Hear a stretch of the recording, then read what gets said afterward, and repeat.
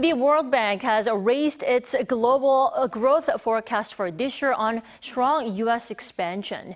But the upgrade also came with a worrying outlook for developing nations. Our Kim Bo-kyoung has the details. A rosier global growth outlook for this year. The World Bank has projected the global growth outlook for 2024 to be at 2.6%, expecting the global economy to stabilize for the first time in 3 years.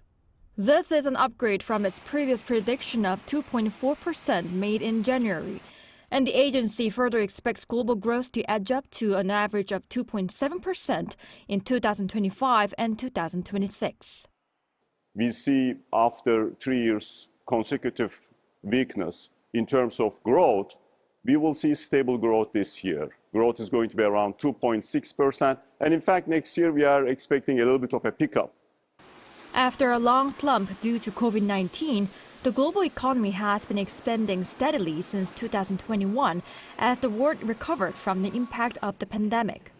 Yet the World Bank pointed out that global growth remains weak compared to past standards, as there had been an average of 3.1% annual growth in the decade before COVID-19.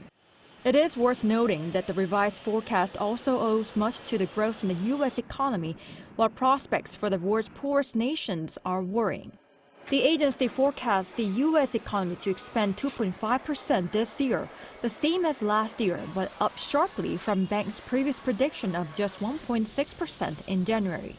Meanwhile, developing economies are projected to grow 4% on average this year, slightly slower than in 2023, with the World Bank highlighting their punishing levels of debt service and constricting trade possibilities. The World Bank, in fact, has downgraded its forecast in 3 out of 4 low-income economies since January.